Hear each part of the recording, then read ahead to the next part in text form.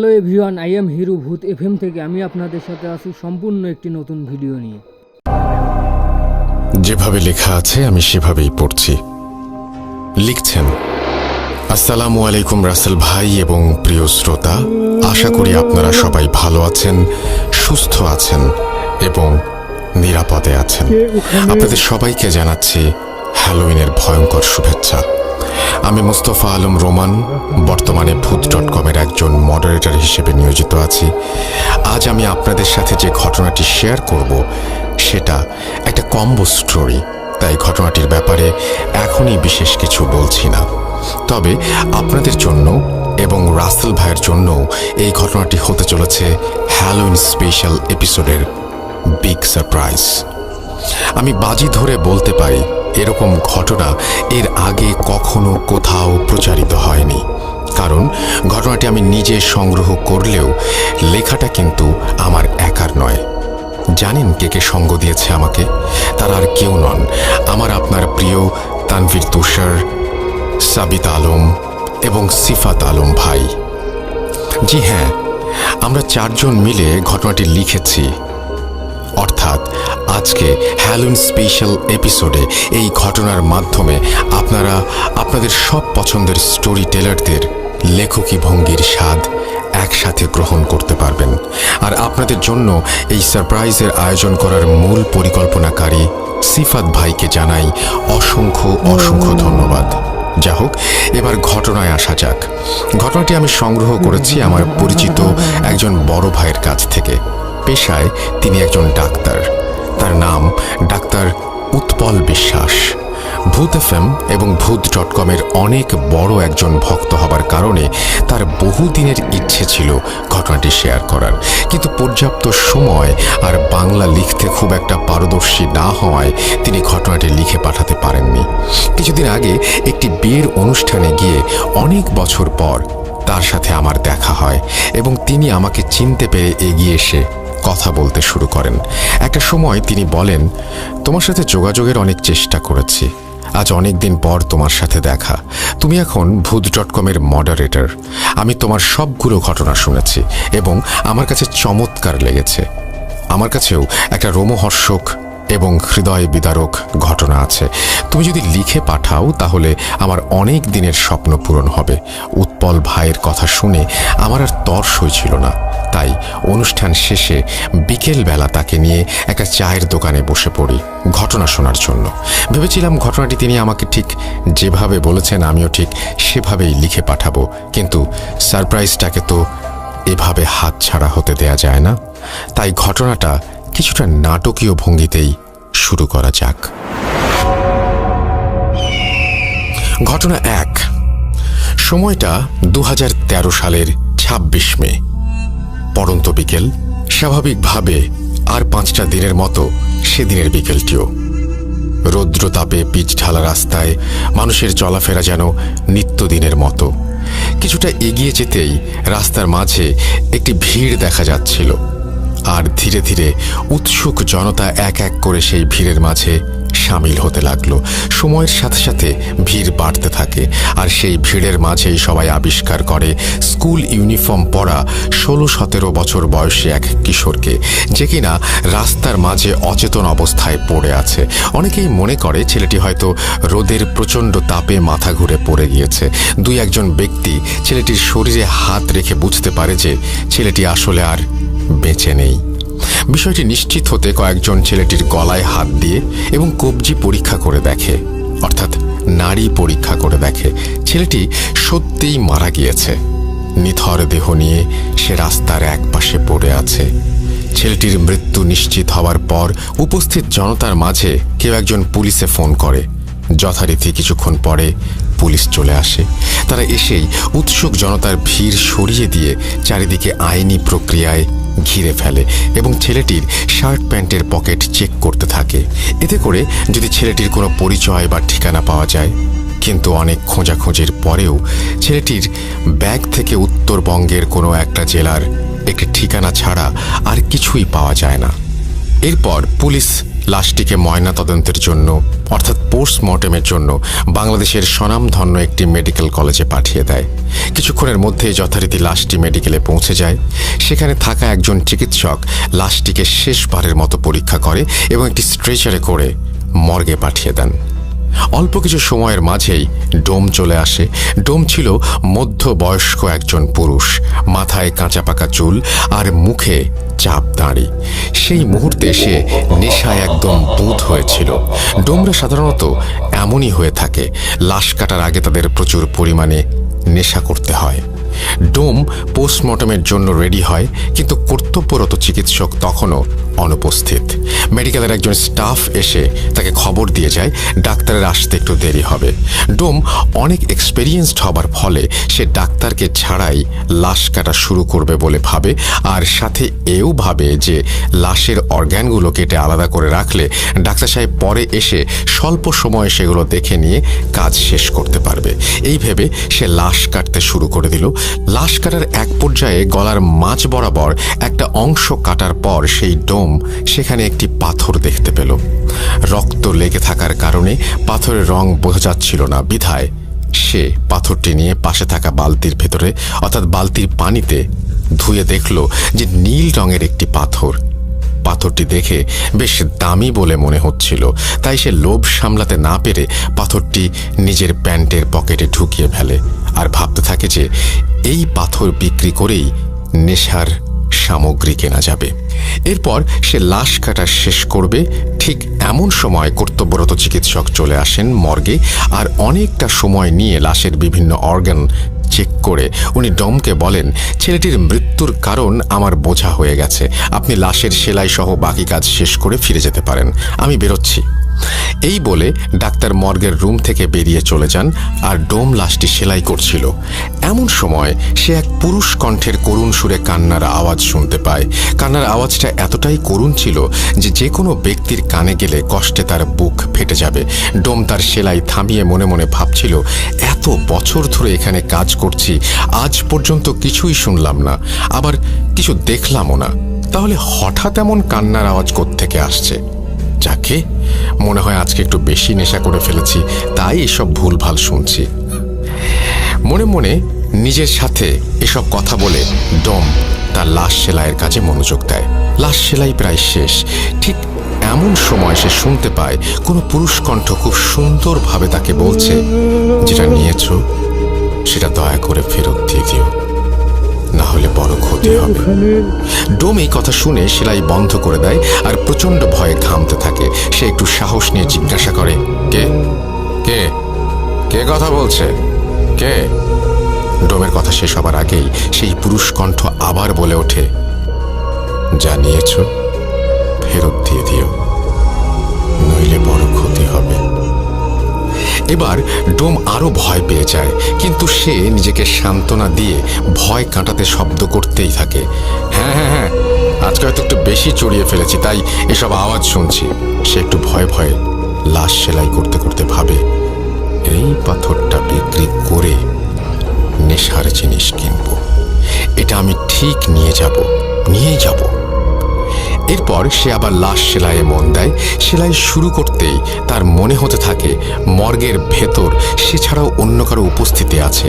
তার কানের কাছে কান্নার সেই আওয়াজ যেন আরো স্পষ্টভাবে আসতে থাকে, আর একটু পর পর আওয়াজটা তার বাম কান থেকে ডান কানের দিকে, আবার ডান কান থেকে বাম কানের দিকে ঘুরতে থাকে।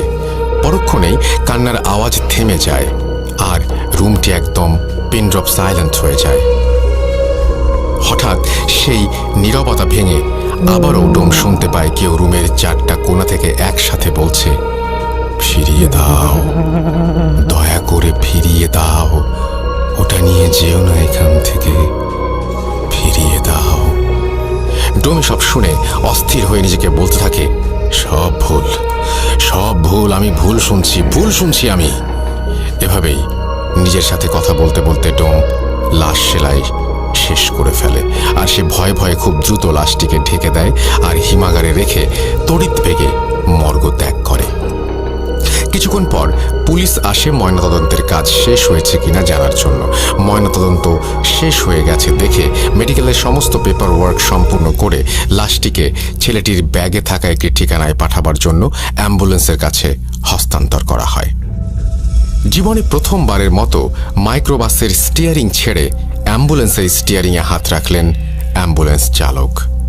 তার জীবনের প্রথম ভাড়ায় এই লাশটি বহন করে নিয়ে যেতে হবে প্রায় 1.5 ঘন্টার পথ।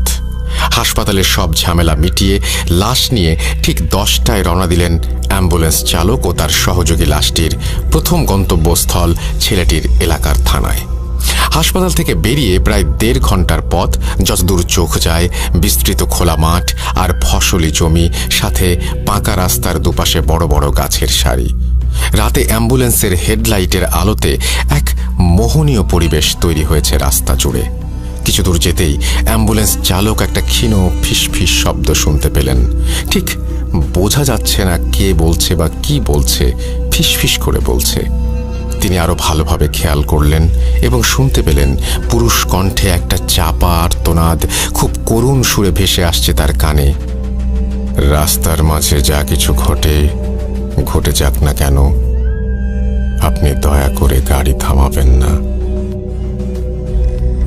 এই ফিসফিস শব্দ অ্যাম্বুলেন্সের চালক বেশ কয়েকবার শুনতে পেলেন। তিনি শব্দের উৎস খুঁজে না পেয়ে পাশে থাকা সহকারীকে বললেন, তুই কি কোনো ফিসফিস আওয়াজ শুনতে পাচ্ছিস? তার সহকারী অনেকটা অবাক হয়ে তার দিকে তাকিয়ে বললেন, কই না তো। অ্যাম্বুলেন্স চালক বললেন, আমার মনে হচ্ছে কেউ ফিসফিস করে কথা বলছে, রাস্তার মাঝে কোনোভাবেই গাড়ি থামাবেন না, এরকম, সাথে করুণ আর্তনাদ। এটা শুনে সহকারী বললেন, ভাই, এই রাতে নির্জন রাস্তায় বাতাসের শব্দ ছাড়া আর কিছুই নাই। আপনি নতুন নতুন অ্যাম্বুলেন্স চালাচ্ছেন, তাই হয়তো মনের ভুলে এই সব শব্দ শুনছেন। আমি তো কিছু ইস্যুটি নাই, এটা হয়তো আপনার মনের ভুল। আপনি নিশ্চিন্তে গাড়ি চালান, কোনো সমস্যা নেই, মাত্র তো এইটুকু পথ। সহকারীর কথা শুনে অ্যাম্বুলেন্স চালকও মনের ভুল ভেবে আবার স্বাভাবিকভাবে গাড়ি চালানো শুরু করেন। এভাবে কিছুক্ষণ গাড়ি চালানোর পর চালক খেয়াল করলেন অন্ধকারের রাস্তার দুপাশে দুজন মানুষ দাঁড়িয়ে হাত উঁচু করে সাহায্য চাইছেন। তিনি সেদিকে তাকাতেই অ্যাম্বুলেন্সের পেছনে থাকা ড্রাইভার আর রোগীর মাঝে যে জায়গাটা একটা জানালার মতো দেয়া থাকে, জানালায় টোকা দিয়ে আবার সেই পুরুষ কণ্ঠে কাঁদো কাঁদো গলায় গাড়ি না থামানোর জন্য অনুরোধ করতে লাগলেন। এবারে অনুরোধটা যেন একটু স্পষ্টভাবেই শুনতে পেলেন তিনি, কিন্তু তিনি খেয়াল করলেন তার পাশে থাকা হেল্পার খুব স্বাভাবিকভাবেই বসে আছে। সে রাস্তার দুজন লোককেও লক্ষ্য করছে না। তাই তিনি গাড়ি না থামিয়ে রাস্তার লোক দুজনকে পাশ কাটিয়ে সামনে চলে গেলেন। কিছু দূর গাড়ি চালানোর পরে চালক খেয়াল করলেন রাস্তার পাশে আবারও সেই দুইজন লোক আগের মতোই হাত তুলে দাঁড়িয়ে সাহায্য চাচ্ছে। তবে এবার ব্যাপারটি চালক এবং হেল্পার দুজনেই একসাথে দেখে। ঠিক সেই সময়ে চালক আবার শুনতে পান সেই করুণ সুর, পুরুষ কণ্ঠ বলে চলেছে, আমি আপনাকে হাত জোর করে অনুরোধ করছি, দয়া করে গাড়ি থামাবেন না। চালক এবারও মনের ভুল ভেবে গাড়ি থামাতে চাওয়ার কথা হেল্পারকে বলে। হেল্পার বলে, ভাই, গাড়ি থামিয়েন না, নির্জন রাস্তা, রাতে এমন করে অনেক ডাকাতি হয়। কিন্তু চালক একজন মহিলা মানুষকে সাথে দেখে তাদের কাছে গিয়ে গাড়িটা দাঁড় করালেন। চালক এবং হেল্পার খেয়াল করলেন রাস্তায় দাঁড়িয়ে থাকা লোক দুজন মাঝবয়সী পুরুষ এবং মহিলা। পুরুষ লোকটি এগিয়ে এসে জানালেন সম্পর্কে তারা স্বামী স্ত্রী এবং কিছুক্ষণ আগেই তার স্ত্রীর মা মারা গিয়েছেন, তাই রাস্তার পাশে দাঁড়িয়ে তারা যাওয়ার জন্য একটা গাড়ির খোঁজ করছিলেন। চালক ও হেল্পার এতক্ষণে মহিলার দিকে খেয়াল করে দেখলেন তার পরনে সুন্দর একটা গাঢ় নীল রঙের শাড়ি। চালক এবং হেল্পার দুজনেই বেশ অবাক হলো এই ব্যাপারটা দেখে। মহিলার মা মারা গিয়েছেন, অথচ তিনি এত সুন্দর করে গাঢ় নীল শাড়ি পরে এসেছেন। এবার পুরুষ লোকটি বললেন, ভাই, এই মুহূর্তে একটা জরুরি কাজের জন্য আমি তার সাথে যেতে পারছি না, তাই দয়া করে আপনি ওকে পৌঁছে দিন, ভাড়া যত লাগে আপনাকে দেব। চালক তখন বললেন, কিন্তু সমস্যা হলো অ্যাম্বুলেন্সের সামনে তো কোনো জায়গা নেই, আর পেছনে একটি লাশ।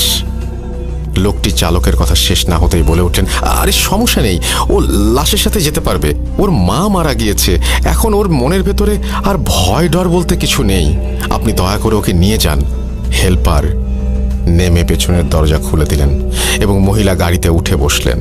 লোকটাও ভাড়া মিটিয়ে উল্টো পথে হাঁটা শুরু করলো। চালক আবার অ্যাম্বুলেন্স চালাতে শুরু করলেন। এভাবে কিছুক্ষণ গাড়ি চালানোর পর চালক এবং হেল্পার গাড়ির পিছনে একটা ধস্তাধস্তির শব্দ শুনতে পেলেন। মনে হচ্ছে পেছনে দুজন লোক গাড়ির মাঝে কিছু একটা নিয়ে কাড়াকাড়ি করছে। গাড়িটা যেন ধস্তাধস্তির কারণে একটু দুলছে এদিক ওদিক। সাথে সাথে চালক আবার শুনতে পেল সেই করুণ শব্দ।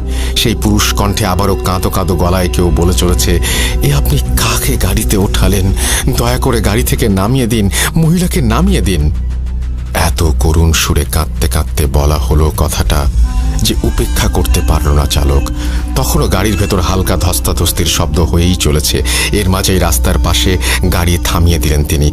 গাড়ি থামিয়ে দেওয়ার সাথে সাথেই পেছনের ধস্তাধস্তির শব্দটাও থেমে গেল। ঠিক তখনই পেছন থেকে রাগান্বিত কণ্ঠে মহিলাটি বলে উঠলেন, কি ব্যাপার, আপনি গাড়ি থামালেন কেন? চালক আমতা আমতা করে কিছু বলতে যাবেন, ঠিক সেই সময় মহিলা আরও ক্ষিপ্ত হয়ে বললেন, আপনাকে বললাম না আমার মা মারা গেছেন, তারপরেও আপনি এমন করে গাড়ি থামিয়ে রেখেছেন। দ্রুত চলুন। গাড়ি চালানো শুরু করার পরে আবার সেই ধস্তাধস্তির শব্দ। এক পর্যায়ে মহিলা পেছন থেকে বলে উঠলেন, গাড়ি থামান, আমি এখানে নেমে যাব। মহিলার কথা শুনে চালক গাড়ি থামিয়ে দিলেন। চালক এবং হেল্পার অবাক হয়ে খেয়াল করলেন রাস্তার দুপাশে কোনো বাড়ি ঘর নেই, দুপাশে শুধুই ফসলি জমি। হেল্পার নেমে পেছনের দরজাটা খুলে দিতেই মহিলা গাড়ি থেকে নেমে মুহূর্তেই রাস্তার পাশে থাকা ফসলি জমির অন্ধকারে মিলিয়ে গেলেন। এরপর তারা গাড়ি নিয়ে কোনো ঝামেলা ছাড়াই মাঝরাতে ছেলেটির এলাকার থানায় পৌঁছালেন এবং সেই থানায় পুলিশের সাহায্যে তারা লাশ নিয়ে ছেলেটির বাড়িতে গেলেন। এবার গাড়ির দরজা খুলে তারা যখন লাশটি নামাতে গেল তখন দেখল লাশের ডান পা থেকে তাজা রক্ত ঝরছে। সেই রক্ত দিয়ে অ্যাম্বুলেন্সের স্ট্রেচার ভিজে চুইয়ে পড়েছে অ্যাম্বুলেন্সের মেঝেতে। সবাই ঘটনাটা দেখে রীতিমতো অবাক, কারণ ছেলেটি মারা গেছে অনেক আগে। মৃত্যুর এতটা সময় পর এমনিতেই একটা মৃতদেহের রক্ত জমাট বেঁধে যায়, সেখানে মৃতদেহ থেকে এমন তাজা রক্ত পড়া সত্যিই ভয়ঙ্কর এবং প্রায় অসম্ভব একটা ব্যাপার। তারা রক্তের উৎস খুঁজতে গিয়ে দেখল লাশের ডান পায়ের উরুর কাছে গোল করে একটা ক্ষত।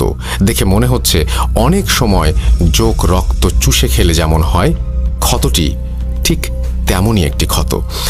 আর তখনও সেখান থেকে তাজা রক্ত ঝরেই চলেছে। লাশকে গোসল করিয়ে কাফন পরিয়ে জানাজা শেষ করে মাঝরাতেই কবর দেওয়ার জন্য কবরস্থানে নিয়ে যাওয়া হয়। যেহেতু রাতেই কবর দেওয়া হবে তাই চালক এবং হেল্পার চিন্তা করলেন কবরটা দিয়েই চাই।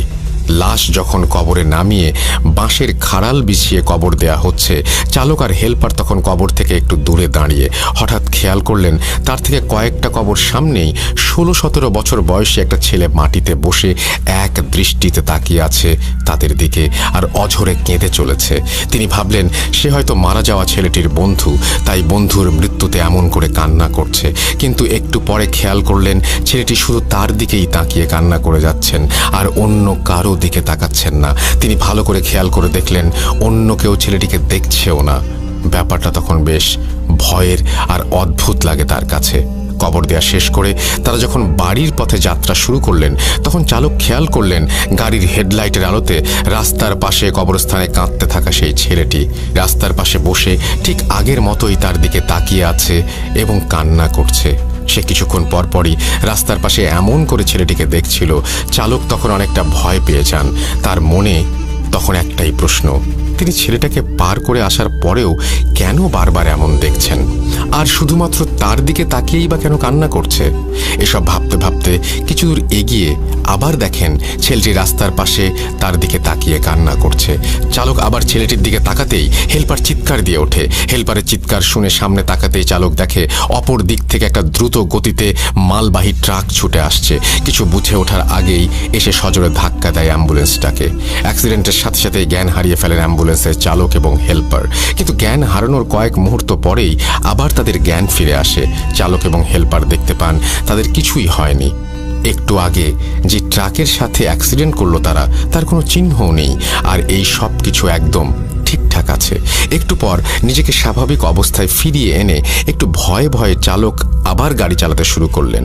আবারও একটু দূরে এসে তিনি খেয়াল করলেন আবারও সেই ছেলেটি রাস্তার পাশে বসে তার দিকে তাকিয়ে আছে আর একটানা কান্না করেই চলেছে।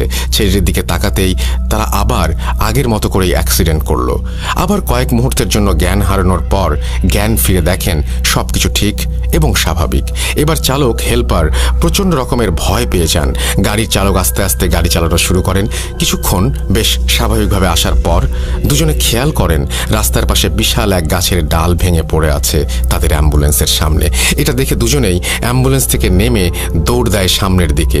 একটু সামনেই তারা দেখতে পায় একটা চায়ের দোকান, আর দোকানে কয়েকজন লোক বসে চা খাচ্ছে। তারা সেদিকে দৌড়ে গেলে লোকগুলো উঠে দাঁড়ায়।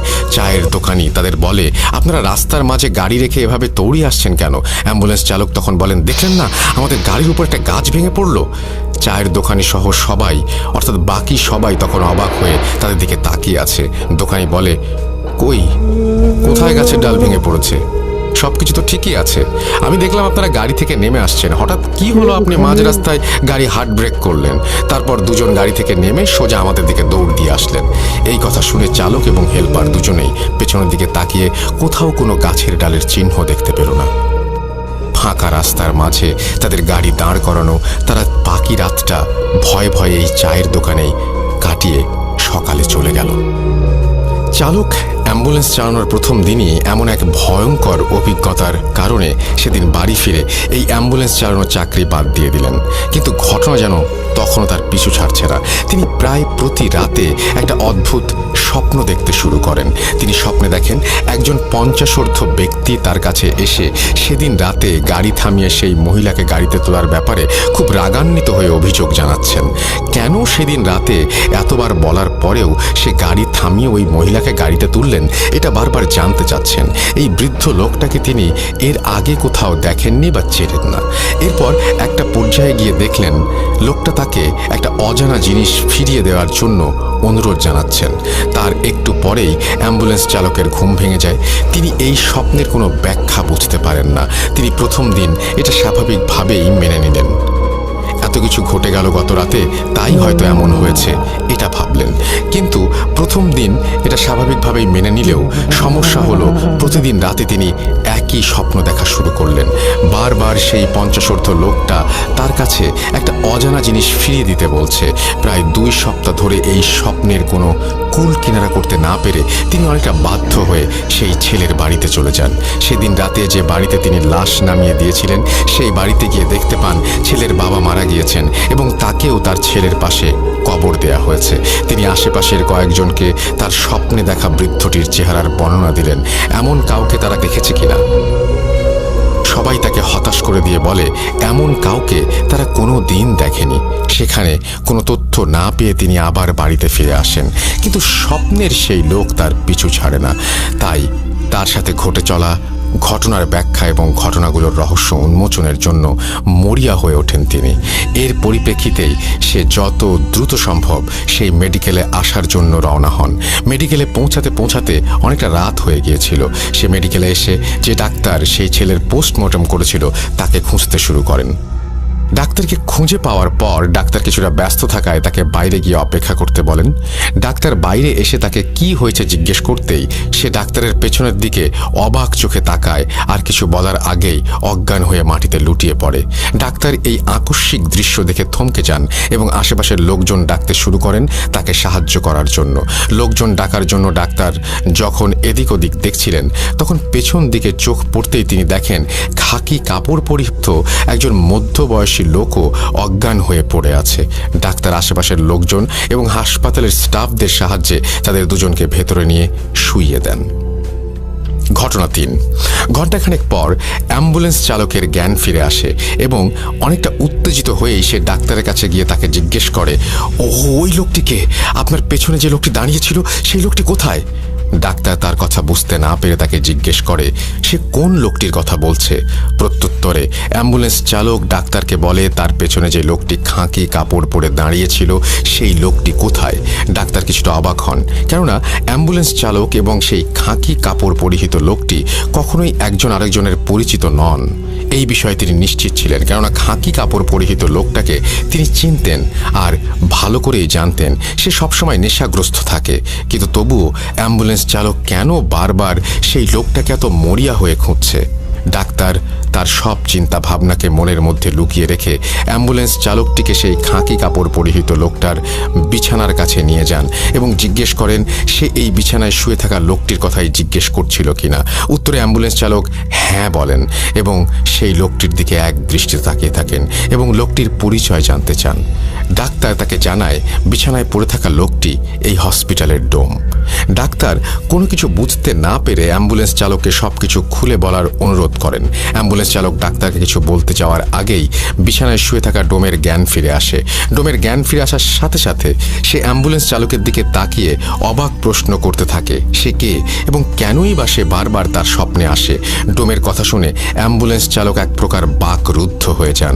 কিছু সময় পর সে নিজেকে স্বাভাবিক অবস্থায় ফিরিয়ে এনে অনেকটা বিরক্তি নিয়ে ডোমকে সেই একই প্রশ্নগুলো করতে শুরু করে। তাদের কথোপকথন শুনে ডাক্তার একরকম বোকা বনে যায়। অ্যাম্বুলেন্স চালক তখন ডোমকে প্রশ্ন করে সে কেন বারবার রাস্তায় গাড়ি থামাতে নিষেধ করছিল। অ্যাম্বুলেন্স চালকের কথা শুনে ডোম রীতিমতো উত্তেজিত হয়ে যায় এবং সে অ্যাম্বুলেন্স চালককে উল্টো প্রশ্ন করে বসে। ডোমের প্রশ্ন ছিল কেন সে বারবার সেই পাথরটি ফিরিয়ে দিতে বলছিল। ডোমের কথা শুনে অ্যাম্বুলেন্স ড্রাইভার তাকে বলে পাথর? কোন পাথর? কিসের পাথর? আমি কোনো পাথরের কথা জানি না। আপনি আমাকে কি যেন বলছিলেন তার কোনো কিছুই আমি বুঝতে পারছিলাম না, আমার মাথায় ঢুকছিল না। ডোম এবং অ্যাম্বুলেন্স চালকের কথা শুনে ডাক্তার এবারে ডোমকে সবকিছু খুলে বলার অনুরোধ করেন। ডোম তখন অ্যাম্বুলেন্স চালককে উদ্দেশ্য করে বলতে থাকেন 2 সপ্তাহ আগে হাসপাতালে 16-17 বছর বয়সী একটি ছেলে আসে, অর্থাৎ তার লাশ আসে। সেদিন আপনার আসতে একটু দেরি হয়। আমি একাই সেই লাশটি কাটা শুরু করি, কেননা আমার এর আগে 200-র ওপর লাশ কাটার অভিজ্ঞতা আছে। লাশটি কাটতে কাটতে যখন আমি লাশের গলার দিকে কাটা শুরু করি তখন আমি গলার ভেতর শক্ত একটা কিছু পাই। জিনিসটা কি তা দেখার জন্য আমি সেটি পানি দিয়ে ভালোভাবে ধুয়ে পরিষ্কার করি এবং দেখি জিনিসটি ছিল ছোট একটি পাথর যার রং ছিল নীল। পাথরটি দেখে আমার কাছে অনেক দামি মনে হয়েছিল আর তাই আমি পাথরটি নিজের কাছে রেখে দেওয়ার সিদ্ধান্ত নেই। যেহেতু মাঝে মাঝে আমি একটু নেশা করি তাই পাথর বিক্রি করে আমার অনেক দিনের নেশার টাকা হয়ে যেতে পারে ভেবে মনে মনে খুশি হচ্ছিলাম। কিন্তু পাথরটি নেয়ার পর থেকেই আমি শুনতে থাকি একটি পুরুষ কণ্ঠ আমাকে কান্না জড়িত কণ্ঠে পাথরটি ফিরিয়ে দিয়ে যেতে বলছে। নেশার ঘরে থাকায় এসব আমি পাত্তা দেইনি। লাশ কাটা শেষে বাড়ি ফিরে আসার সময় একটি স্বর্ণের দোকানে যাই পাথরটি বিক্রি করার জন্য।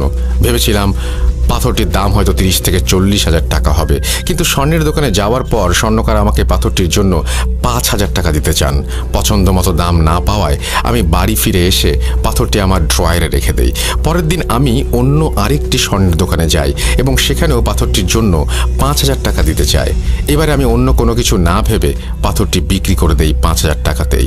পাথরটি বিক্রি করে মনে মনে কিছুটা খুশি হই, কেননা সেই মুহূর্তে 5,000 টাকাই আমার জন্য অনেক টাকা ছিল। পাথর বিক্রি করে সেই টাকা থেকে আমি বাসায় আবার 300 টাকা খরচ করি এবং বাসায় এসে ঘুমানোর আগে আমার ড্রয়ারে 4,700 টাকা রেখে দেই। পরের দিন সকালে আমি যখন বাইরে যাওয়ার জন্য ড্রয়ার খুলে টাকা নিতে যাই তখন আমি দেখি ড্রয়ারে কোনো টাকা নেই আর টাকার জায়গায় সেই নীল পাথরটি রাখা। এই দৃশ্য দেখে আমি প্রচণ্ড রকমের অবাক হয়ে যাই এবং পাথরটি কিভাবে আমার ড্রয়ারে ফিরে এলো এটি নিয়ে ভাবতে থাকি। কিন্তু আমার মাথায় কোনো কিছুই আসছিল না, কেননা পাথরটি আমি নিজে না নিয়ে এলে কোনোভাবেই এখানে আসার সম্ভাবনা নেই। তবুও আমার স্ত্রীকে ডেকে জিজ্ঞেস করি কেউ এসে পাথরটি দিয়ে গিয়েছিল কিনা। পরক্ষণেই আবার মনে পড়ে আমি তো কাউকেই আমার বাসার ঠিকানা দেইনি, তাহলে এই পাথরটি কেউ এসে কিভাবে দিয়ে যাবে। এসব ভাবতে ভাবতে আমি আবার পাথরটি বিক্রি করতে আগের স্বর্ণের দোকানে যাই। স্বর্ণের দোকানে যাওয়া মাত্রই স্বর্ণকার এবং দোকানের অন্য লোকজন আমাকে একরকম বেঁধে ফেলে। আমি তাদের কাছে কারণ জিজ্ঞাসা করলে তারা বলে আমি নাকি গতকাল রাতের বেলা তাদের দোকানের সামনে গিয়ে স্বর্ণকারকে ফোন দেই এবং তাকে পাথরটি ফিরিয়ে দিতে বলি এবং পাথর ফিরিয়ে না দিলে আমি নাকি দোকান ভাঙচুর করব হুমকি দেই। স্বর্ণকার ওই রাতেই দ্রুত এসে আমাকে পাথরটি ফিরিয়ে দেওয়ার পর আমি নাকি তাকে 4,700 টাকা দেই আর আর স্বর্ণকার বাকি 300 টাকা কোথায় জানতে চাইলে আমি নাকি স্বর্ণকারকে দুটো চড় মেরে সেখান থেকে পাথরটা নিয়ে চলে আসি। স্বর্ণকারের কথা বিশ্বাস না করায় সে আমাকে তার দোকানের সিসিটিভি ফুটেজ দেখাতে চায়, আর আমিও রাজি হয়ে যাই। কিন্তু অবাক করা ব্যাপার হলো সেদিন রাতের কোনো ফুটেজই ক্যামেরায় ধরা পড়েনি। এরপর আমি স্বর্ণকারকে বুঝিয়ে শুনিয়ে পাথরটি আবার তাকে দিয়ে 4700 টাকা নিয়ে বাসায় চলে আসি। বাসায় ফিরে আসার আগে আমি আবার সেই 300 টাকা খরচ করেছিলাম। ঘুমানোর আগে আমি টাকা ড্রয়ারে রেখে দিয়েছিলাম এবং সকালে উঠে আবারও পাথরটি নিয়ে আবার স্বর্ণকারের কাছে যাই। এবারে স্বর্ণকার আমাকে তার কয়েকজন লোক দিয়ে মারধর করতে শুরু করে। আমি তাকে মারধরের কারণ জিজ্ঞাসা করলে সে আমাকে বলে আমি নাকি গতকাল রাতেও আগের মতোই এসে তাকে ফোন দেই এবং পাথরটি ফেরত চাই। এবারে স্বর্ণকার তার সাথে আরও 2জন লোক নিয়ে আসে যেন আমি তাকে আর মারতে না পারি, কিন্তু এবারও নাকি আমি তাকে 4400 টাকা ফেরত দিতে গেলে সে বাকি টাকাটা কোথায় জিজ্ঞেস করার পর আমি একাই স্বর্ণকার এবং তার সাথে থাকা 2 ব্যক্তিকে মেরে সেখান থেকে চলে আসি। এবারে আমি আর পাথরটি বিক্রি করিনি। পাথরটি পাওয়ার পর থেকেই আমি রাতের বেলা স্বপ্ন দেখতে শুরু করি, আর স্বপ্নের সেই ব্যক্তিটি আর কেউ না, তিনি হচ্ছেন অ্যাম্বুলেন্স চালক। আপনি আমার স্বপ্নে এসে পাথরটি ফেরত দিতে বলছেন। আমি মনের ভুল ভেবে বারবার এসব কিছু অগ্রাহ্য করে যাচ্ছিলাম, কিন্তু প্রতিদিনই আমি স্বপ্ন দেখি আপনি আমাকে বারবার পাথরটি ফেরত দিতে বলছেন। আপনি কেন আমার সাথে এরকম করছেন? কে আপনি? কি চান আমার কাছে? অ্যাম্বুলেন্স চালক ডোমের এই কথাগুলো শুনে কোনো অর্থই খুঁজে পাচ্ছিল না এবং সে নিজের দেখা স্বপ্নের কথাও ডোমকে জানায়। ডাক্তাররা তখন চুপচাপ দাঁড়িয়ে তাদের কথা শুনছিল। এবার সে বলতে শুরু করে, ওই লাশের পোস্টমর্টম হবার পর থেকে আমার সাথেও ছোটোখাটো কিছু ঘটনা ঘটছে। যেদিন আমি লাশটার পোস্টমর্টম করি সেদিন থেকেই আমি রাতের বেলা প্রায় সময়ই দেখতাম 16-17 বছর বয়সী একটি ছেলে, যার হাতে অনামিকা আঙুলটি কাটা, এবং সে আমার বারান্দায় বসে কাঁদছে এবং আমার দিকে তাকিয়ে হাত এমনভাবে ইশারা করছে যেন সে আমাকে তার কাছে ডাকছে কিছু বলবার জন্য। আমি মনের ভুল ভেবে অন্যদিকে মনোনিবেশ করার পরেও তাকে বারবার দেখতে পাচ্ছিলাম। সে আমাকে বলে মর্গ থেকে নাকি তার একটি জিনিস হারিয়ে গিয়েছে এবং সেটি এই হাসপাতালের সাথে জড়িত কারো কাছেই আছে। সে কান্না করতে থাকে এবং আমাকে তার জিনিসটি খুঁজে দেওয়ার জন্য অনুরোধ করতে থাকে। আমি প্রায় প্রতি রাতেই তাকে আমার বারান্দায় একই অবস্থায় বসে কান্না করতে দেখি এবং সে আমার কাছে বারবার তার হারানো জিনিস খুঁজে দেওয়ার অনুরোধ করে। তাদের 3 জনের কথার পর পরস্পরের মনে যেন এক ধোঁয়াশার সৃষ্টি হয়। তাদের সাথে কি হচ্ছে তারা কেউ কোনো কিছু বুঝতে পারছিল না। কোনো কিছু বুঝতে না পেরে তারা পুলিশের শরণাপন্ন হয়। পুলিশ স্টেশনে গিয়ে সেই লাশটির সম্পর্কে তথ্য জানতে চাইলে পুলিশ সরাসরি তাদেরকে তথ্য দিতে মানা করে দেয় এবং তারা পরীক্ষা নিরীক্ষা ও তদন্তের পর কিছু জানতে পারলে তাদের জানাবে, আর প্রয়োজন পড়লে তাদের ডাকা হবে। পুলিশ তাদের কাছে এই সব তথ্য জানতে চাওয়ার কারণ জানতে চাইলে তারা পুলিশকে সব কিছু খুলে বলে, কিন্তু পুলিশ এইসব অলৌকিক ব্যাপারে হাসি ঠাট্টায় উড়িয়ে দিয়ে তাদেরকে পুলিশ স্টেশন থেকে চলে যেতে বলে। এরপর তারা সকলেই নিজ নিজ বাসায় চলে যায়। তবে অদ্ভুত ব্যাপার হলো সেদিনের পর থেকে অ্যাম্বুলেন্স চালক এবং ডাক্তারের সাথে আর কোনো ধরনের কোনো ঘটনা ঘটেনি, কিন্তু সেদিন থেকে ডোমের জীবন শুরু হয় এক বিভীষিকাময় কালো অধ্যায়ের। বাড়িতে ফিরে আসার পর ডোম আবার স্বপ্ন দেখতে শুরু করে। এবারে সে স্বপ্নে গাঢ় নীল শাড়ি পরিহিত মহিলাকে দেখতে পায়। মহিলা তাকে বারবার সেই অ্যাম্বুলেন্স চালককে একটি জিনিস দিতে নিষেধ করে এবং বলে যদি সে অ্যাম্বুলেন্স চালককে জিনিসটি দেয় তাহলে নাকি অনেক বড় ক্ষতি হবে। কিছুক্ষণ পর সে আবার স্বপ্নে দেখে অ্যাম্বুলেন্স চালকটি তার স্বপ্নে এসে তার কাছে কিছু একটা চাচ্ছে এবং বলছে যদি সে জিনিসটি তাকে না দেয় তাহলে নাকি সেই গাঢ় নীল শাড়ি পরিহিত মহিলা এসে তার অনেক বড় ক্ষতি করবে। কিন্তু ডোম কিছুতেই বুঝতে পারছিল না সেই মহিলা এবং অ্যাম্বুলেন্স চালক তার কাছে কি চাচ্ছে। অ্যাম্বুলেন্স চালক এবং সেই মহিলাটি ডোমের কাছে আসলে সেই পাথরটি চাচ্ছিল, কিন্তু সে কিছুতেই ভেবে পাচ্ছিল না তারা তার কাছে আসলে কি চাচ্ছে। ডোম কেন সেই পাথরটির কথা মনে করতে পারছিল না সেই বিষয়ে আমি কিছুক্ষণ পরেই আসছি। এরপর থেকে ডোম প্রতিদিনই একই স্বপ্ন দেখতে থাকে। নীল শাড়ি পরিহিত মহিলা বারবার তাকে সে সাবধান করে দিচ্ছিল এবং তার কাছে জিনিসটি চাচ্ছিল, আর এটাও বলছিল জিনিসটা তাকে না দিলে সে তার অনেক বড় ক্ষতি করবে। এর কিছুদিন পর বাইরে থেকে বাজার করে ফিরে আসার সময় একটি রোড অ্যাক্সিডেন্টে ডোমের স্ত্রী মারা যায়। ডোম তখন বুঝতে পারে তার কাছে যে জিনিসটি চাওয়া হচ্ছিল তা না দেওয়ার জন্যই হয়তো নীল শাড়ি পরিহিত মহিলা তার স্ত্রীকে মেরে ফেলেছে। ডোমের স্ত্রী মারা যাওয়ার পর তার স্ত্রীর জানাজা পরিয়ে দাফন করা হয়। কিছুদিন পর ডোমের স্ত্রীর কুলখানির দিন রাতে স্বপ্নে দেখে সেই শাড়ি পরিহিত মহিলাটি তার কাছে এসে জিনিসটি চাচ্ছে এবং বলছে, এখনো সময় আছে, জিনিসটা আমাকে দিয়ে দে। অ্যাম্বুলেন্স চালককে ভুলেও এই জিনিস দিবি না, জিনিসটা তুই আমায় দে। আর যদি তুই আমাকে জিনিসটা না দিস তাহলে তোর মেয়েকে হারাতে হবে, আমি চাইলে তোকেও মেরে ফেলতে পারি। এই স্বপ্ন দেখে ভয়ে ডোমের ঘুম ভেঙে যায় এবং সে ভাবে তার মেয়ের যেন কোনো ক্ষতি না হয়, তাই সে আর মর্গের কাজে যাবে না। এরপর সে সারাদিন বাসায় নিজের মেয়ের সাথে থাকতে শুরু করে। কিন্তু কিছুদিন পর কোনো এক দরকারে ডোম তার মেয়েকে নিয়ে বাসা থেকে বের হয়। দরকার শেষে মেয়ের সাথে কথা বলতে বলতে যখন বাসায় ফিরছিল তখন হুট করেই যে স্থানে ডোমের স্ত্রীর অ্যাক্সিডেন্ট করে মারা গিয়েছিল সেই একই স্থানে আসার পর সে তার মেয়ের কোনো একটা আওয়াজ শুনতে না পেয়ে যখন পেছন ফিরে তাকায় তখন সে দেখে তার মেয়েও সেই একই জায়গায় রোড অ্যাক্সিডেন্ট করেছে এবং সাথে সাথে সেখানেই মারা গিয়েছে। এই দৃশ্য দেখে সে হতবাক হয়ে যায়, তার মাথা একেবারেই যেন কাজ করা বন্ধ করে দেয়। বুকের ভেতরে চাপা কষ্ট নিয়ে ডোম তার মেয়েকে দাফন করে বাসায় ফিরে আসে।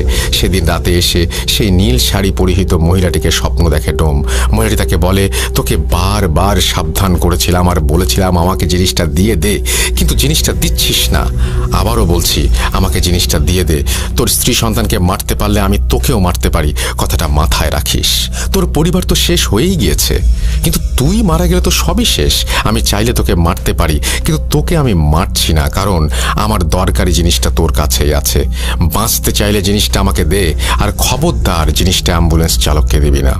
ডোমের এই স্বপ্ন দেখা শেষ হওয়ার সাথে সাথেই সে আবার স্বপ্নে অ্যাম্বুলেন্স চালককে দেখতে পায়। অ্যাম্বুলেন্স চালক তাকে বলে, জিনিসটা দয়া করে আমাকে দিয়ে দিন, আপনার পরিবারের দুজন সদস্য ইতোমধ্যে মারা গেছে, আপনি যদি বাঁচতে চান তাহলে জিনিসটা আমাকে দিয়ে দিন দয়া করে, সেই মহিলা আপনাকেও মেরে ফেলবে। কিন্তু ডোম কিছুতেই বুঝতে পারছিল না তার স্বপ্নে দেখা দুজন ব্যক্তি তার কাছে কি চাচ্ছে আর সে কিভাবেই বা সেই জিনিস তাদেরকে দেবে।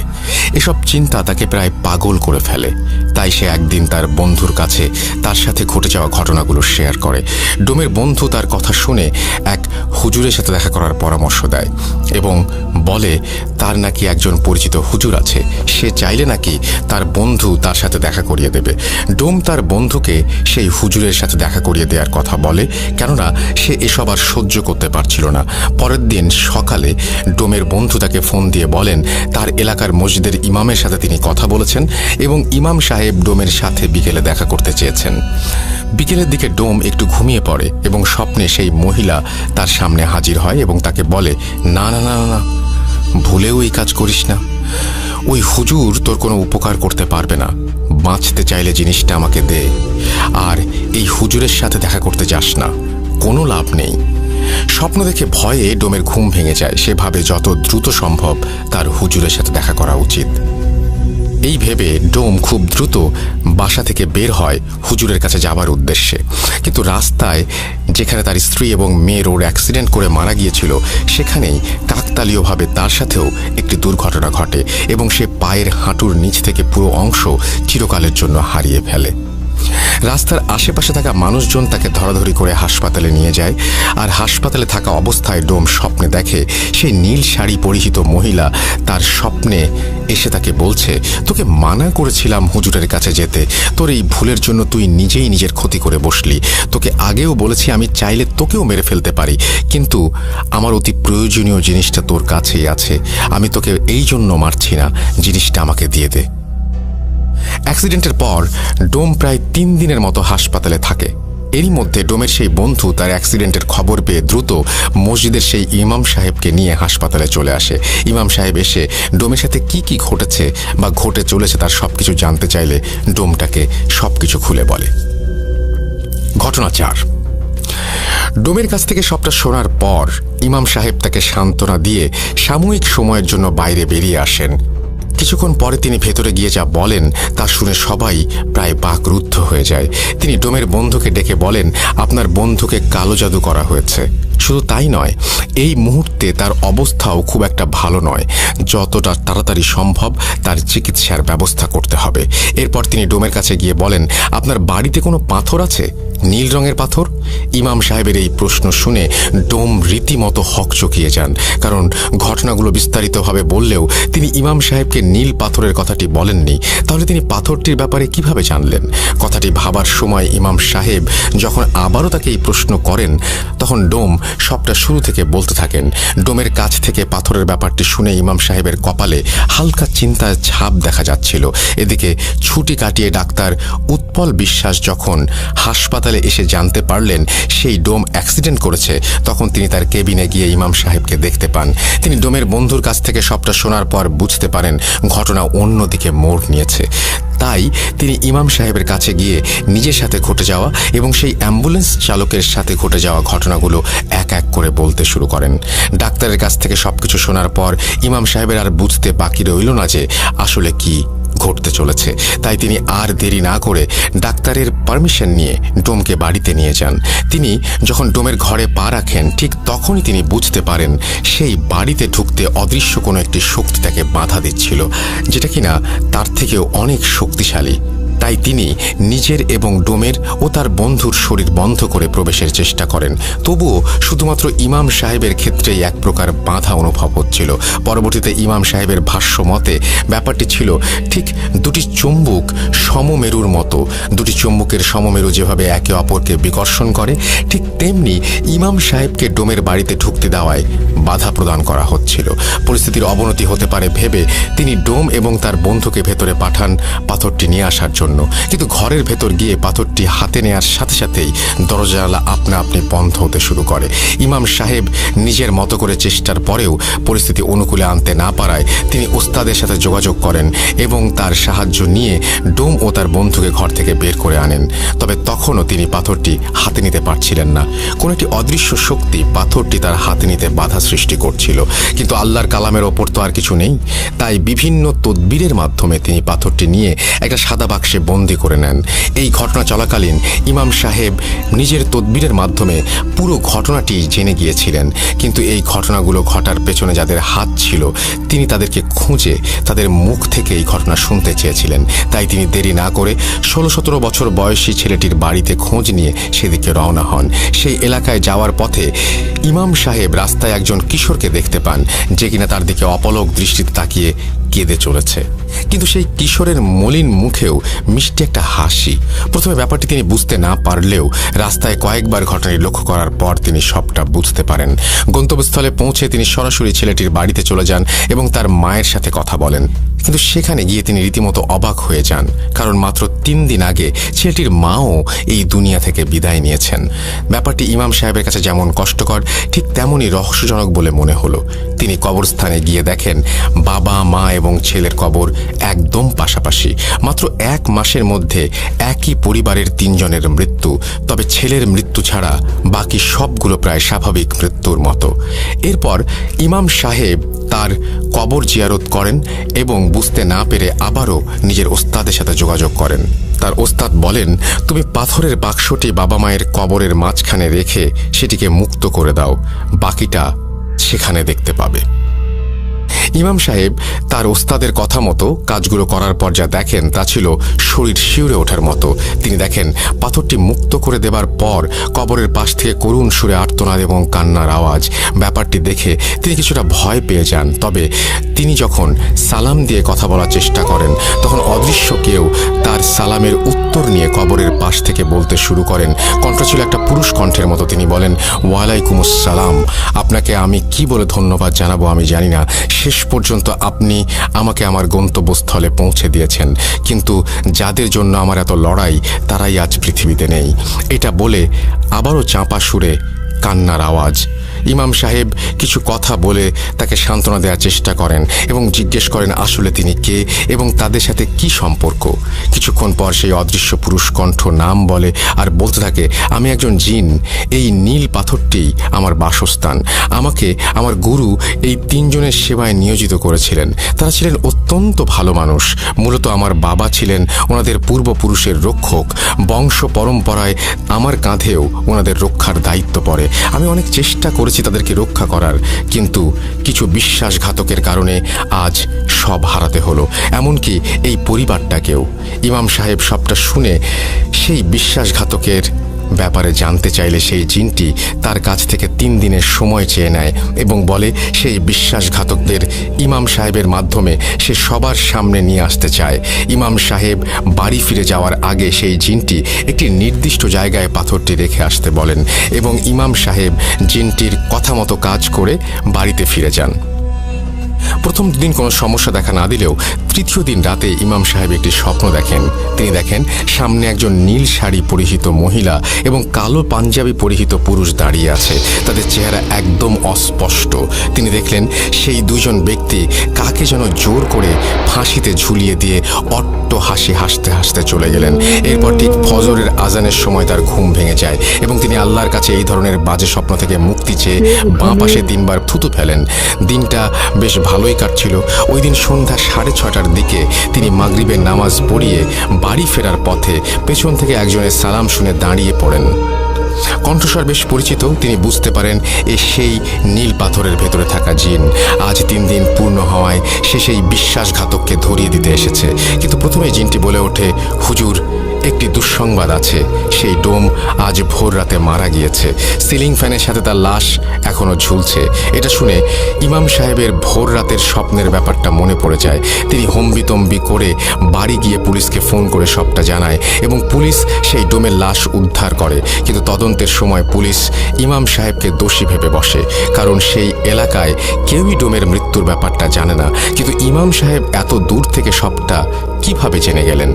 তারা ইমাম সাহেবকে গ্রেপ্তার করে থানায় নিয়ে গেলেও অনেক তথ্য আর অলৌকিক ঘটনার বর্ণনা দিয়ে তিনি পুলিশের কাছে একটি ফাঁকা রুমে একা থাকার অনুমতি এবং কিছুটা সময় চেয়ে নেন।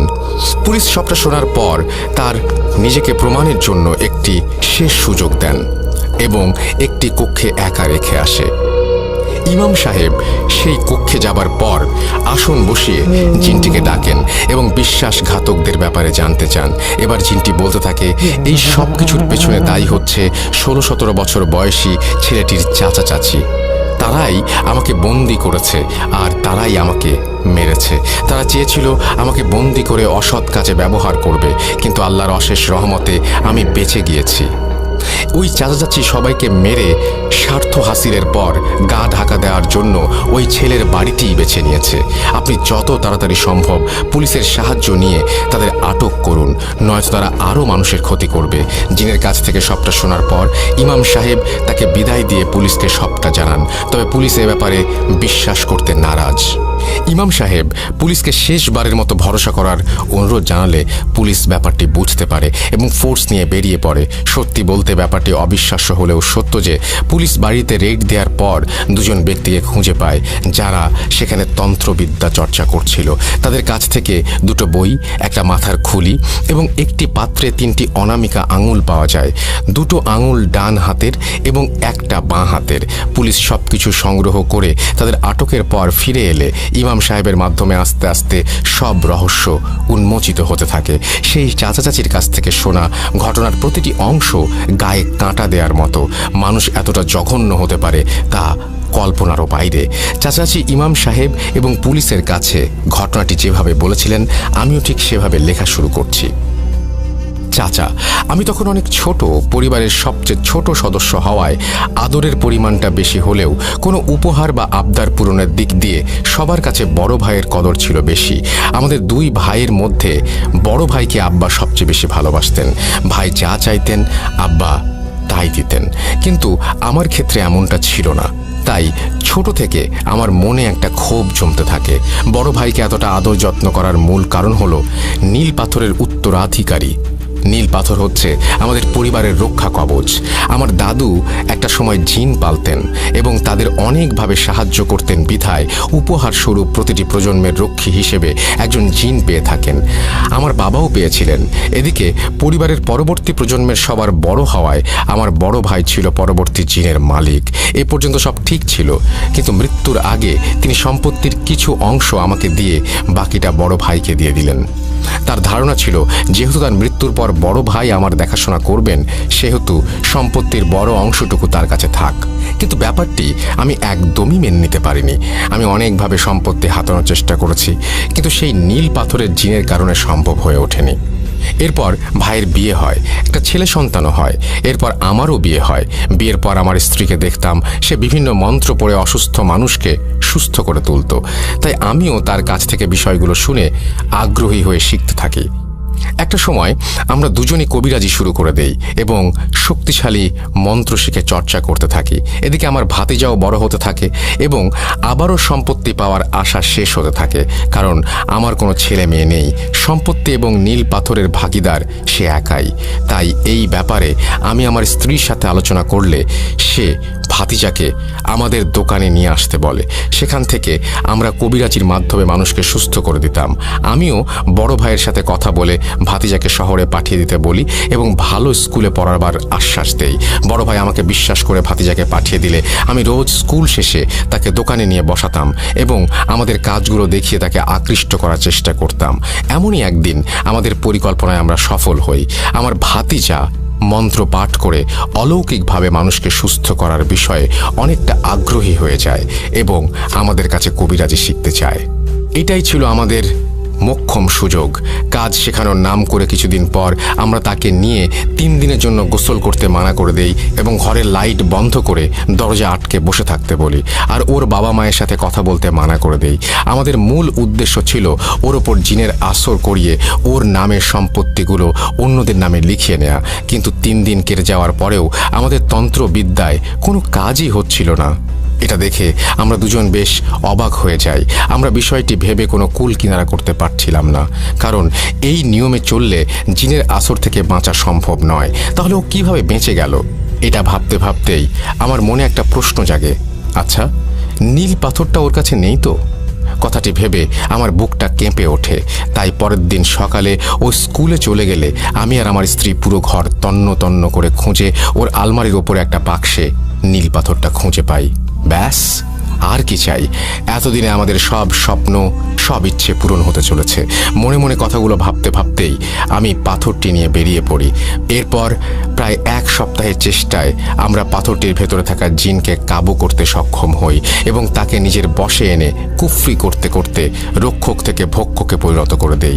ওকে এমনভাবে কুফরি করা হয়েছিল যে ওর নিজের প্রতি আর ওর নিজের কোনো কন্ট্রোল ছিল না। আমরা ওকে পাথরে আটকে পাথরটি অদৃশ্য করে আবার ভাতিজার পানির বোতলে ঢুকিয়ে দেই। আমাদের মূল পরিকল্পনা ভাতিজাকে এনে সম্পত্তি লিখিয়ে নেয়া এবং পাথরটি চুরি হলেও এতে করে আমাদের ফেঁসে যাওয়ার সম্ভাবনা আছে। আমি পাথরটির ওপর কুফরি কালাম করে ওটার মাধ্যমে ভাতিজাকে মেরে ফেলার সিদ্ধান্ত নেই। এতে করে তার মৃত্যুতে আমাদের ওপর কোনো সন্দেহ আসবে না এবং ভাইয়ের সম্পত্তির ভাগটাও একটা সময় আমাদের কাছেই চলে আসবে। যেই ভাবা সেই কাজ। কুফরি করা পানি খেয়ে রাস্তার মাঝে পাথরটি ভাতিজার গলায় আটকে যায় এবং দম বন্ধ হয়ে যায়। এরপরের ঘটনাগুলো আপনারা সবাই জানেন। তবে আমরা এতদিন লুকিয়েছিলাম না। আমরা ভাইয়ের বাড়ির আশেপাশেই ছিলাম এবং তাদের কুফরি করা পানি খাইয়ে আমাদের কথা ভুলিয়ে রেখেছিলাম, যাতে করে আমাদের ব্যাপারে পুলিশকে জানাতে না পারে। ভাতিজা মারা যাবার দিন রাতে হসপিটালে আমি শুধু অ্যাম্বুলেন্স চালক আর ডাক্তারকে দেখেছিলাম।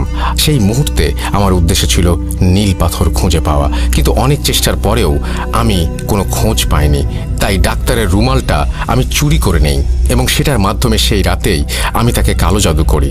আর অ্যাম্বুলেন্সের চালককে কালো জাদু করার জন্য আমি জিনকে আমার স্ত্রীর সাথে পাঠিয়ে দেই রাস্তায় গাড়ি থামিয়ে কোনো কিছু সংগ্রহ করার জন্য। সেই রাতে অ্যাম্বুলেন্সের চালক যে দুজনকে দেখেছিল তাদের মধ্যে নীল শাড়ি পরা মহিলাটি ছিল আমার স্ত্রী, আর পুরুষ বেশে ছিল একজন জিন, যেটা তাকে দ্রুত সময় রাস্তা পার করতে সাহায্য করছিল। ওই দিনই আমার স্ত্রী কোনো এক বইয়ে পড়েছিল, যদি একই পরিবারের সকলের মৃত্যুর পর ছেলেদের ডান হাত এবং মেয়েদের বাম হাতের অনামিকা আঙুল কেটে নিয়ে আসা হয় তাহলে ক্ষমতা দ্বিগুণ বেড়ে যাবে। তাই ওই রাতে আমার স্ত্রী অ্যাম্বুলেন্সের পেছনের থেকে চালকের শার্টের একটা অংশ, ভাতিজার ডান হাতের অনামিকার আঙুল আর ডান পায়ের রক্ত নিয়ে আসে। এরপর আমরা একে একে ডাক্তার এবং অ্যাম্বুলেন্স চালককে কালো জাদু করি। কালো জাদুর মূল উদ্দেশ্য ছিল যখন কারো সাথে কথা বলবো তখন তাদের মাধ্যমে আমরা সেই ব্যক্তির সব তথ্য সংগ্রহ করতে পারবো। এটাকে আমরা নীল পাথর খোঁজার একটি মাধ্যম বানিয়ে ফেলেছিলাম। এভাবে অনেক চেষ্টা করে প্রায় 2 সপ্তাহ পর অ্যাম্বুলেন্স চালক মেডিকেলে আসে এবং ডাক্তারের সাথে কথা বলে। তখন ডোমের সাথে তাদের দেখা হয় এবং সেই সময় আমি জানতে পারি ডোম নীল পাথরটি চুরি করেছে। তাই ওই দিনের পর ডাক্তার এবং অ্যাম্বুলেন্স চালকের ওপর থেকে কালো জাদুর প্রভাবটি কাটিয়ে ডোমের ওপর জাদু করা হয় পাথরটা ফিরিয়ে আনার জন্য। কিন্তু এখানে একটি সমস্যা দেখা দেয়। ভাতিজার মৃত্যুর পর জাদুর প্রভাব কেটে যাওয়ায় নীল পাথরে থাকা জিনটি নিজের ক্ষমতা ফিরে পায়, কিন্তু তার পক্ষে একা চলাচল করা অসম্ভব ছিল। তাই আমি যখনই ডোমের স্বপ্নে গিয়ে পাথর ফিরিয়ে দেওয়ার কথা বলতাম, তখন পাথরের ওই জিনটি অন্য রূপ ধরে তার কাছে গিয়ে পাথর ফিরিয়ে দিতে মানা করত। স্বপ্নে বারবার পাথরের কথা উল্লেখ করা হতো ঠিকই, কিন্তু ঘুম ভাঙার পর নীল পাথরের জিনের প্রভাবে স্বপ্নের সব কথা মনে থাকলেও পাথরের কথাটা মনে থাকতো না। আমরা তাকে অনেকভাবে ভয় দেখিয়ে তার স্ত্রী মেয়েকে মেরে এবং তাকে নানা রকমের হুমকি দিয়েও পাথরটি নিতে চেয়েছিলাম, কিন্তু সফল করতে পারিনি। এভাবে আমরা যখন সফল হতে পারছিলাম না, তখন শক্তি বৃদ্ধির জন্য আমরা আমার ভাবিকে মারার সিদ্ধান্ত নেই। আমার ভাইকে মেরেছিলাম অনেক আগেই। পাথরের খোঁজ করতে অনামিকা আঙুলের প্রয়োজন অনুভব করায় আমার বড় ভাইকে আগেই সরিয়ে দিয়েছি। এবার পাথরটা নিজের কাছে আনার জন্য শেষ ব্যক্তি ছিল ভাবি। তাই একদিন সুযোগ বুঝে আমাদের পোষা জিনের মাধ্যমে ভাবিকেও সরিয়ে দেই এবং বাঁ হাতের অনামিকা আঙুলটি কেটে নিই। আমরা প্রতিটা অনুষ্ঠানে উপস্থিত থাকতাম যেন কেউ আমাদের সন্দেহ না করে, আর আঙুল নেয়ার পর এমনভাবে প্রলেপ লাগিয়ে দেয়া হতো সেটা খালি চোখে দেখলে কেউ ধরতে পারবে না। এভাবে আমরা আমাদের স্বার্থ হাসিলের একদম শেষ পর্যায়ে চলে এসেছিলাম এবং সেই বাড়িতেই থাকতে শুরু করেছিলাম। তবে এই বাড়িতে থাকার ব্যাপারটি কেউ জানতো না। এত চেষ্টার পরেও শেষ মুহূর্তে নীল পাথর থেকে জিন মুক্ত হয়ে যাওয়ার কারণে সব গোলমাল হয়ে যায়। পাথরটি খুঁজে পেতে শেষবারের মতো চেষ্টা করতে বসেছিলাম ঠিকই, কিন্তু ধর্মের কাছে আমরা হার মেনে যাই। এটা ছিল সেই ছেলেটির চাচা চাচির দেয়া বয়ান এবং ঘটনার চতুর্থ এবং শেষ অংশ।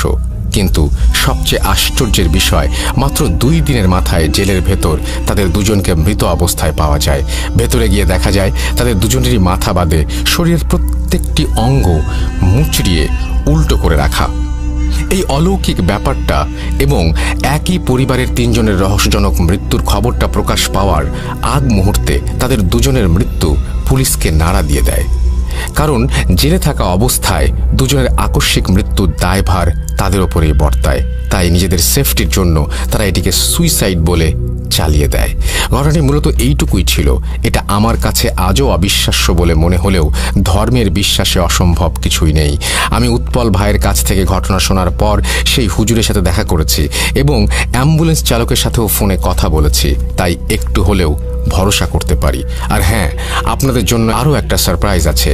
নীল পাথর থেকে জিন মুক্তির পর সেই জিন উপহার হিসেবে হুজুরকে পাথরটা দিয়ে গিয়েছে। হুজুরের কাছে এখনও সেই পাথরটি আছে।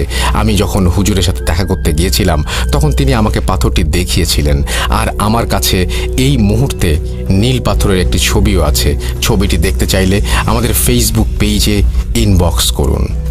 আশা করি ঘটনাটি আপনাদের ভালো লেগেছে। হ্যালোইন স্পেশাল এপিসোডের জন্য সিফাত